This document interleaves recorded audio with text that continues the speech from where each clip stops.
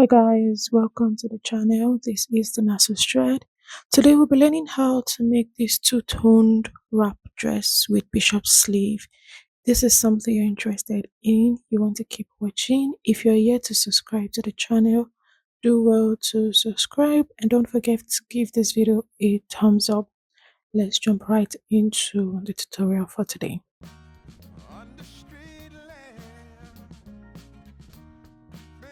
These are the fabrics we'll be working with. For each color, I have 2 yards, but for the pink, I didn't exhaust all the fabric I have. So the pink is the upper part. That is what we're going to start with. You want to start by folding your fabric into two. We're starting with cutting out the back piece. So you're going to fold into two using your hip, which is the largest width of your body. You're going to use that your hip divided by 4 plus an extra 1 to 1.5 inches, depending on the allowance you want to add to yours, and go ahead to fold. So we're going to cut out the back firstly and then use that to cut out the front piece. Okay, so I'm just ensuring that I have enough and I'm not wasting my fabric. So after determining that, the next thing I'll do is to just mark out my starting line at the top. My measurements are going to start from this point, and also my shoulder line will start there. So I'm going to go ahead and make a mark for my shoulder. So go ahead and divide the shoulder by 2, mark it down, come down 1 inch from that point, and then we're going to use a neck width of 3 inches, and you connect it to the 1 inch you came down from your shoulder area. So we're using 3 inches for the neck width because the front is already open. Okay, so a wrap dress is usually open in front, so you want to ensure that you don't use too much so that your neck width wouldn't be too wide. The next, you want to mark your armhole depth. You know you get that by dividing your round bust by 6 and adding 1.5 inches to that. So you make a vertical and a horizontal line at that point, and then you get the midpoint of your armhole depth line. Make a point. You mark quarter of your round bust measurement and add your seam allowance. So don't go above 1.5 inches for your seam allowance. So I used 1.5 because I wanted my dress to have a bit of ease. Then after doing that, I'll come over to the neckline and then mark a depth of 1.5 inches. So this is the back, so 1.5 inches works for it perfectly. And I'll go ahead and connect it to the neck width. Okay, so remember to use 3 inches for your neck width and 1.5 inches for your neck depth. So we're marking out the back, sorry, and that is just it. So next we want to do is to get the waist point, the shoulder to the waist, and then the shoulder to the hip. Now, wherever you want the length of the upper part to end, you have to mark that and then add at least 1 inch to that extra. That will serve as a joining allowance. So that's simply what I did. So just ensure that you mark that perfectly. So at this point, I was contemplating if I was okay with the measurement I got, which was actually quite perfect. Okay, with the length I marked. Okay, so I went on with my rule to just make a line across those points and around the waist. Okay, your shoulder to your waist point, and then your shoulder to the full length. I'll just say full length for now. So the next, you want to take quarter of your round waist and then your added seam allowance. So whatever seam allowance you're taking, make sure you repeat it for the other horizontal measurement. Okay, you go to the hip, you take your round hip measurement plus your seam allowance, in this case 1.5 inches, and you connect everything together. So this is simply everything we're doing for the back. There's nothing so strange. So it's just like a basic bodice for this. So now that I've gotten this, I'll pin my fabric down and go in with my scissors to cut it out.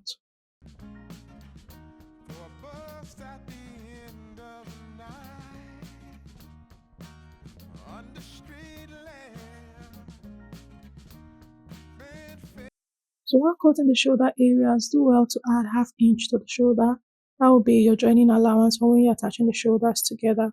So now that we have the back, the next thing we're going to do is to fold another piece of fabric for the front. So for the front, you want to fold a wider piece than you did for the back. Now the front has an overlap allowance. This is the reason you need a wider piece. Now your overlap allowance can be quarter of your round waist. Okay, in my case, my round waist is 32. Quarter of 32 is 8 inches. Okay, so you can use that depending on how overlapped you want your piece to be. um you can use 7 inches, you can use 6 inches, but I think the least you should go is 6 inches, especially if you don't want the chest area to be too exposed. Okay, because you need enough fabric to go over to the other side. So you can see me measuring mine here. I actually used 8 inches. Initially, I marked 7 inches, but then I went back and then I used 8 inches because I wanted the front to overlap properly so that I have a closed front. So just totally depends on how you want your front to be, the overlap. So if you want it to be well overlapped, you have to use quarter of your round waist measurement as the overlap allowance for the front. Okay, I hope you understand that. So I made a line initially because the edge of my fabric here isn't straight. So what I marked was 8 inches, and I went back, I reduced it. I did a lot of things at that point, okay? But I stuck with 8 inches at the end of the day because I wanted this to be quite overlapped. So I extended the waistline outward. You can see it there, and I'm making a mark at the neckline there. So we're going to make a line coming from the neck width down to that point where we want our overlap to end. You can see me marking it down there. So you're going to make a line coming from that point to that point.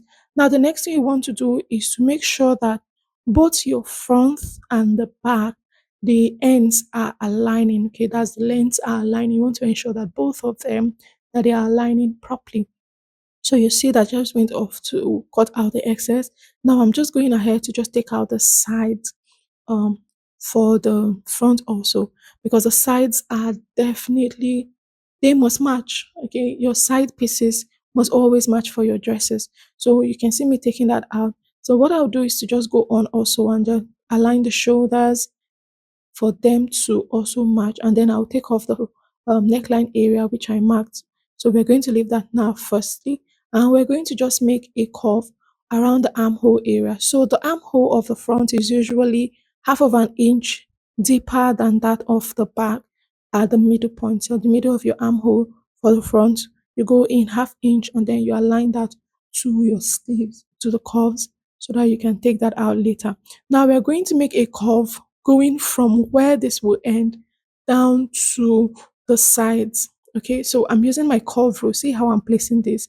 You're going to align it to that point where you want your overlap to end, which is around the waist of the front. You're going to now create a curve going this way to this point. This is so that by the time you fix the down part and then you overlap them both together, it's going to come out looking beautiful like in the intro video. So this is what we have for the front. I'll just go ahead and cut out this remaining pieces. So there's nothing much. It's not too, it's not hard. It's quite simple to cut out. So the difference between the front and that of the back is basically the overlap that we have. So don't forget to also shade in shaping your armhole for the front so that by the time you fix your sleeve, it's going to look nice. So this is what we have for it. Now what we're going to do is to bring in both the back and the front piece. So ensure to indicate the wrong sides of your fabric when you're working with crepe so that when you're sewing, you're not making mistakes, okay? So you're going to align this right side to right side along the shoulder areas. So by the time you place both of them together, the front and the back together, you'll see that the front is overlapping. You can see the extension we have. So what we're going to do is to take this to the machine. You stitch the shoulders by half inch and then close down the sides by your required seam allowance. Now, the next thing we're going to do is to draft out our sleeve. I've gone ahead to cut out this piece of fabric. I folded it into four from both sides of my sleeve. Now we're making a sleeve that has an elastic at the ends, a bishop sleeve. It has an elastic at the end. You can use whatever sleeve pattern you want for yours. So I've indicated the top parts, and the next thing I'm going to do is to come down 4 inches from the top. I'm going to mark my elbow point, and then I'm also going to mark the full length of my sleeve. Now, because I want to fit an elastic into this, you're going to add at least 1 inch to your actual length so that by the time you fold, your elastic can pass through. And the inches you're adding extra depends on the width of the elastic you're using. So I'm using a half of an inch elastic for this. Okay, the elastic I'm using is half of an inch. So if you're using an elastic of 1 inch, you want to have 2 inches so that your elastic can pass through that comfortably. Now you want to go ahead around the first line, which is the bicep point. You want to go there and then you mark your half of your round sleeve, that's the arm sec. You're going to mark that, connect it to the top, and you go to that line and get the midpoint. I'm sorry you could not see the other edge of the fabric. I'm getting the midpoint of the line which I connected coming from the top of um my measurement down to where I have my 4 inches point, and I just connected that together using my curve rule. So I'm going to measure this. The one thing you need to do is to measure around your armhole, the armhole of your dress, and then ensure that what you're marking here matches with it, and add a seam allowance of 1 inch for joining the sides together. Now I'll go over to the the elbow point. I'll get my elbow measurement, and then I'll also add my seam allowance. Then next thing I want to do is to just create like a slant. This is going to be curved, going to the edge of my fabric at the full length line. Remember, this is going to have an elastic, so you need a lot of fabric at the hem so that by the time you add your elastic, it's going to have like a gathered effect at that point. That's just simply it for the sleeve. So you can make whatever kind of sleeve you want to, like I said initially, but this is what I'll be doing for the dress. And I'll go in with my scissors to take out the parts I will not be needing.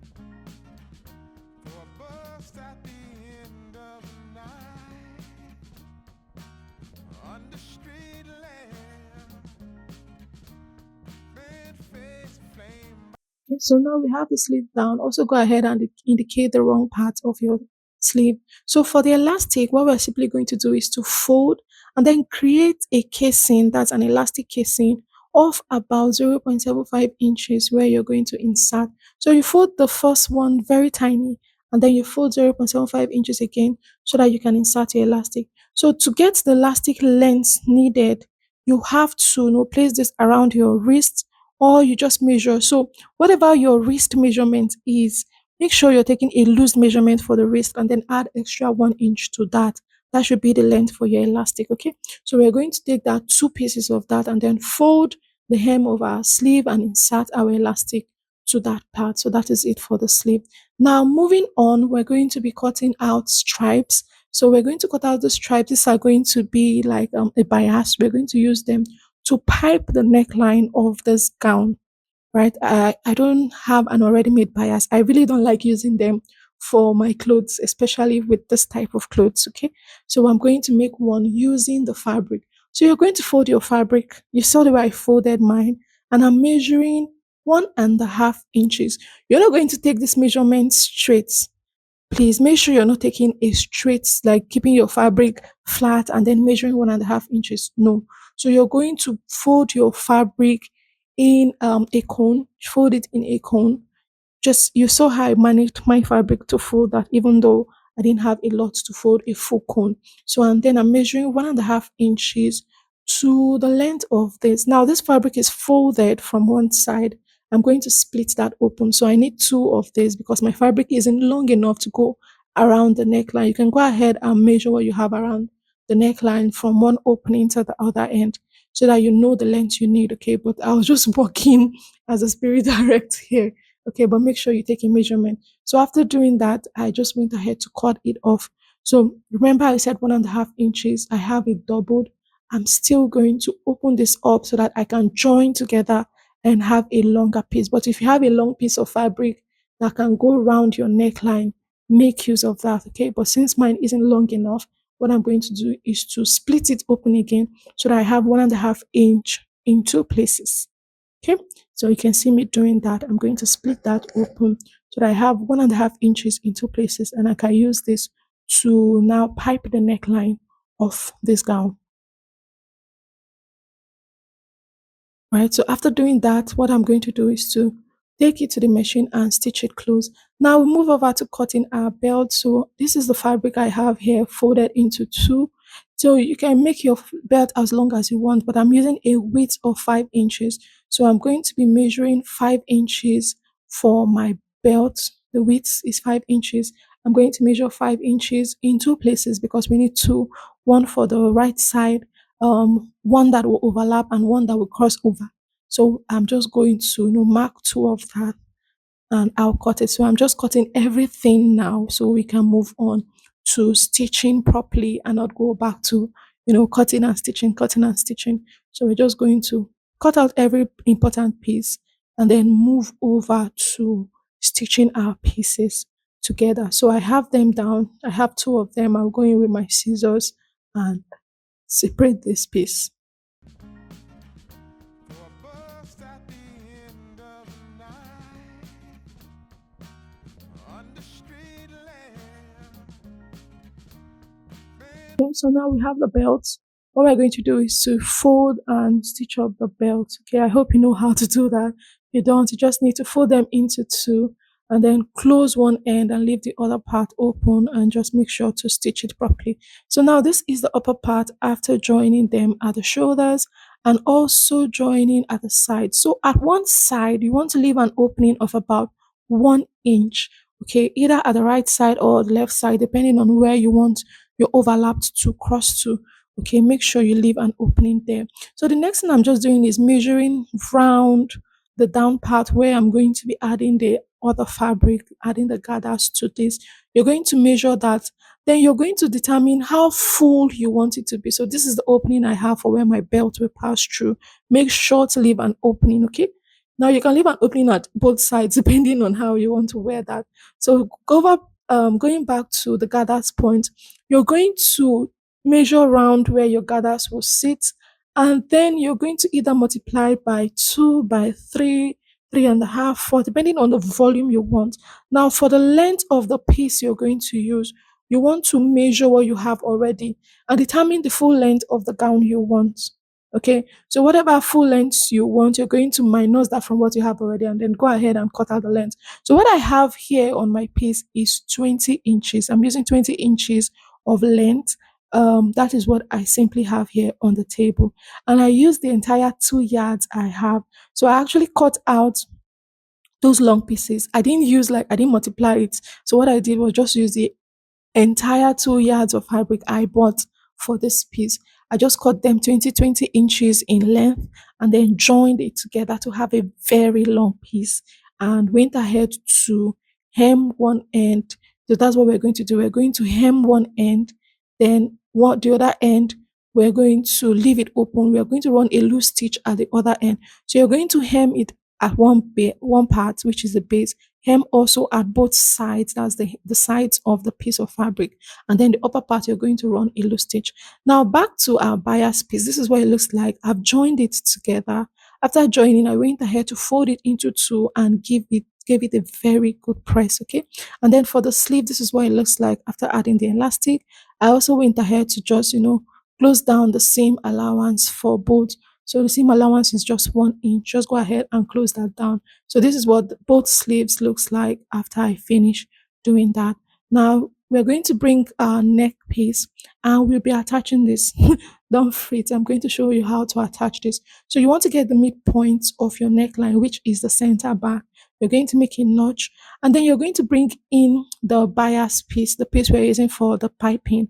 Also place that point where you join both pieces together. That is where you're going to place. Align it to the notch part of your neckline and you pin down. So we'll go over to the machine to stitch this down. I'll be showing you that. So we're going to be stitching, starting from that midpoint. You stitched from one side to the other side. Please let your stitching allowance not be too much. Remember we used 1.5 inches while we were cutting the fabric. That means now that we folded into two to iron it down, we're going to have 0.75 inches. Okay, so you want to stitch very little, don't stitch it too much. After stitching one end, you take it over to the other side and you repeat the exact same process. You're going to stitch. So at this point, we're stitching from the inside, but make sure that everything is aligned properly. Make sure your fabric isn't folding. Make sure that the bias and the neckline are meeting at the exact point where they should meet. So the bias should stop at that point where the waist, where your front waist meets the curve going towards the sides. That's where it's going to stop. Okay, where your front waist, the extension stops. That's simply where it's going to stop. So we're going to finish doing that and then take off the excess fabric. Now, if you used too much for your allowance, like your stitching allowance, what you want to do is to trim them off so that it sits perfectly. You don't want the fabric to be too bulky inside. Okay, so if you use too much for the stitching, go ahead and just trim it off. That's why I said to use very little so that everything sits perfectly. So we're going to take off the excess fabric we have on both sides because we'll not be needing that. There's no use for that anymore. So you can see me taking that off. Now we're going to flip everything to the front. So you're stitching from the inside, the wrong part, towards the front part. Sorry, and then we're going to insert the belt into that piece. So see how I'm placing this. You want to leave a half-inch allowance at the hem before inserting your belt because we're going to be attaching the down parts to this.